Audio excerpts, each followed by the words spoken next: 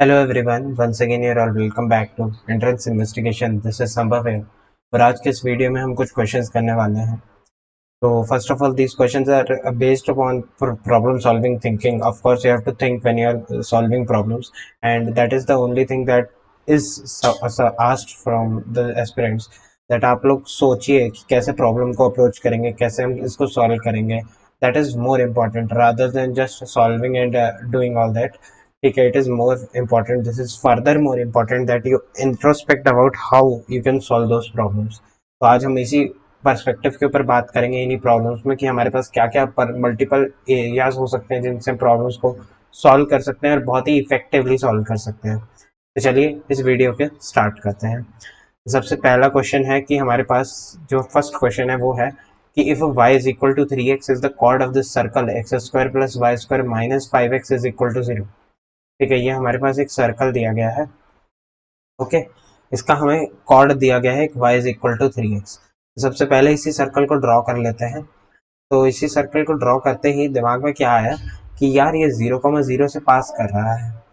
ठीक है, तो 0,0 से पास कर रहा है, क्यों? क्योंकि हमने y को 0 रखा तो x का वैल्यू आया 0 और 5, तो 0 0 से और 5 0 से पास कर। ठीक है, ग्रेट।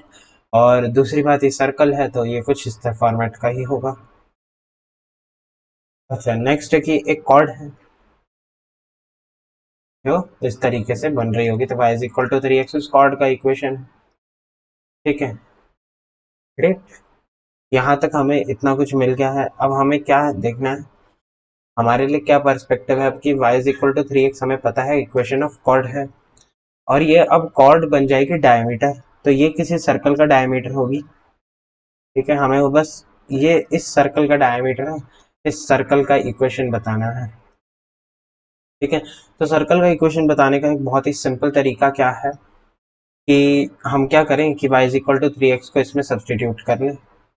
जब हम y is equal to 3x को इसमें सब्सटीट्यूट करेंगे तो हमारे पास पूरा इक्वेशन से x की वैल्यूज मिलेंगी। तो एक वैल्यू होगी 0 और एक वैल्यू होगी ये वाली।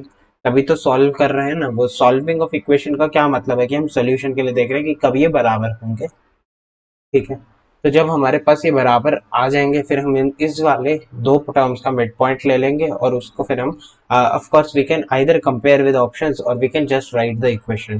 This is a much simpler approach rather than applying s plus lambda l is equal to 0 and then checking for the center and okay, so our second approach is very straightforward कि we will use the concept of family of curves। तो family of curves में क्या करेंगे, हम s plus lambda L is equal to 0 जैसा कुछ equation होता है। तो उसमें क्या हो जाएगा, ये 3x minus Y times lambda, और यहाँ पर s तो हमें पता ही है, तो s plus lambda L is equal to 0 है। तो इस वाली इक्वेशन से हम क्या निकाल लेंगे, इसका सेंटर निकाल लेंगे और सेंटर को y is equal to 3x में सब्सटीट्यूट करेंगे और हमारा आंसर आ जाएगा। This is the second approach, but I think the first approach is much simpler and much appropriate in this perspective. तो चलिए फर्स्ट अप्रोच के साथ हम बढ़ते हैं। तो यहाँ पर हमारे पास है x square plus y square minus 5x is equal to 0 और y is equal to 3x। तो जब हम इन दोनों को सॉल्व करेंगे तो हमारे पास आएगा x square plus 9x square minus 5x is equal to 0।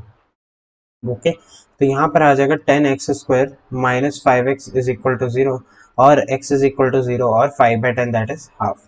तो we have our two option, two points available. So this is 1/2 comma 3/2। क्यों 3/2 आया? क्योंकि हमने y is equal to 3x में सब्सटीट्यूट कर दिया and 0 0 is of course our point. तो ये हमारे पास आ गए दो पॉइंट। तो we have our ends of diameter, one of them is 0 0 and other one is 1/2 comma 3/2। so we have 2 points, so x minus 0 times x minus x1 times x minus x2 plus y minus y1 times y minus y2 is equal to 0। so this is how I wrote it in diametric form। तो for a circle हम इसे लिख सकते हैं and now it is a straight forward result कि यहाँ पर हम x into x minus half लिख दें plus y into y minus 3/2 लिख दें और इसको 0 कर दें, और टू बी मोर एक्जैक्ट अगर हम लिख दें x into 2x minus 1 plus y into 2y minus 3 is equal to 0 लिख दें, तो ये आ जाएगा 2x square minus x plus 2y square minus 3y is equal to 0 आ जाएगा। तो 2x square plus 2y square minus x minus 3y is equal to 0। Well, we have our equation। Okay, so we have our equation and yes, this is our answer. So let us check which option matches. दोनों negative वाला option, yes, so A option is the correct answer and A option matches. Okay, so this was a very straightforward question. You can solve it in multiple methods. I took one of the simpler approach, and of course you can take multiple approach to solve such a problem. Okay, great. Okay, so this was our first problem. Now let us move to the second problem. Our second problem is from the chapter limit.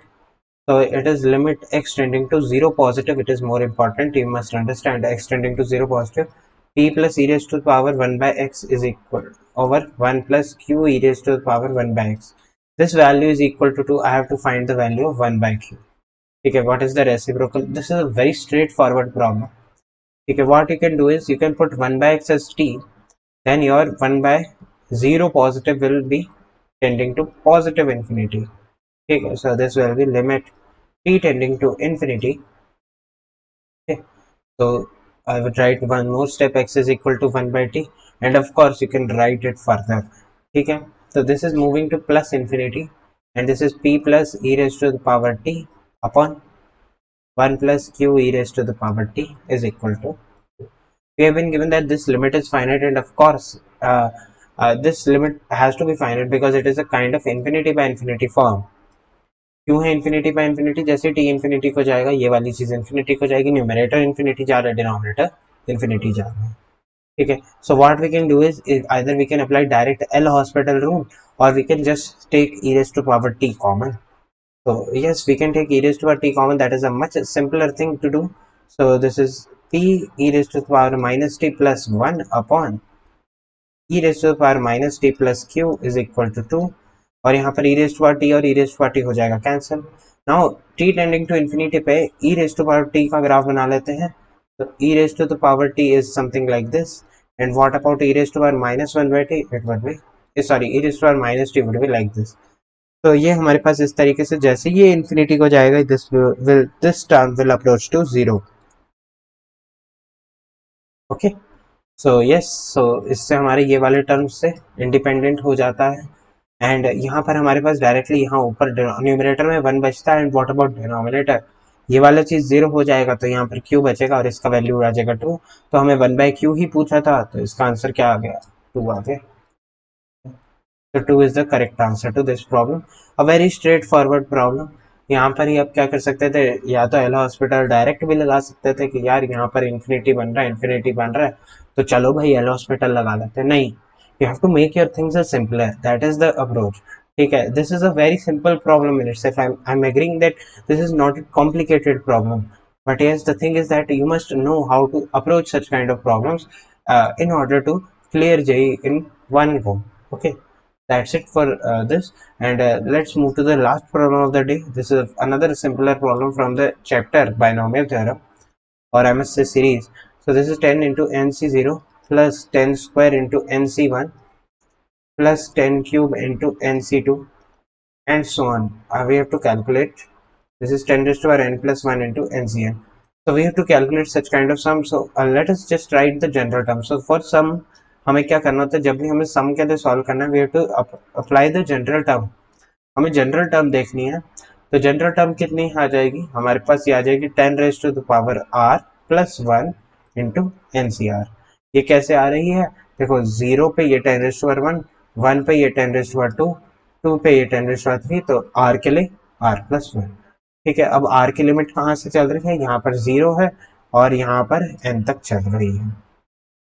ठीक है, तो अब हमें क्या सोचना है कि इस वाले एक्सप्रेशन को कैसे सिंप्लीफाई कर सकते हैं. तो यहाँ पर हमारा r 0 से लेकर के n तक चल रहा है, 10 raise to power n plus 1 into n C r चल रहा है. ठीक है, तो ऐसा कर सकते हैं हम, इसमें एक 10 कॉमन ले लेते हैं. तो यहाँ पर ये ऐसे बनेगा r 0 से n 10 raise to power n into n C r. ठीक है, और ये r होना था. ठीक है, यहाँ r प्लस 1 है ना, तो यहाँ r होना था, या r हो जाएगा. Now NCR into 10 raised to power r क्या है? T of r plus 1 for the expression. पर ये कब होता है? जब हमारा बायनोमियल एक्सप्रेशन क्या है? 1 plus t raised to the power 1 plus 10 raised to the power n. तो इसका मतलब ये जो एक्सप्रेशन है, इसका जनरल टर्म ये है और आई मस्ट राइट कि sigma T r plus 1 is equal to 1 plus 10 की पावर n और 11 की पावर n। ठीक है, तो इसका मतलब हमारा ये जो एक्सप्रेशन है इसका वैल्यू तो 11 की पावर n है, और इसको जब हम 10 से मल्टीप्लाई कर देंगे तो हमारा जो फाइनल आंसर हो जाएगा 10 इंटू 11 की पावर n हो जाएगा। तो 10 इंटू 11 की पावर n आ जाएगा, और इसीलिए हमारा जो करेक्ट आंसर है वो ऑप्शन बी मैच कर जाएगा। ठीक है, ये तीनों प्रॉब्लम्स बहुत ही सिंपल थी, बहुत ही स्ट्रेट फॉरवर्ड थी, एंड इनमें कुछ खास नहीं करना है। Just the thing is that you must be able to understand how we are going to solve such kind of problems. So that's it for this video, guys. I hope that you understood the concepts and you understood the ways to solve such kind of problems. Thank you everyone for watching this video, and stay tuned for more such videos. Have a great time and goodbye.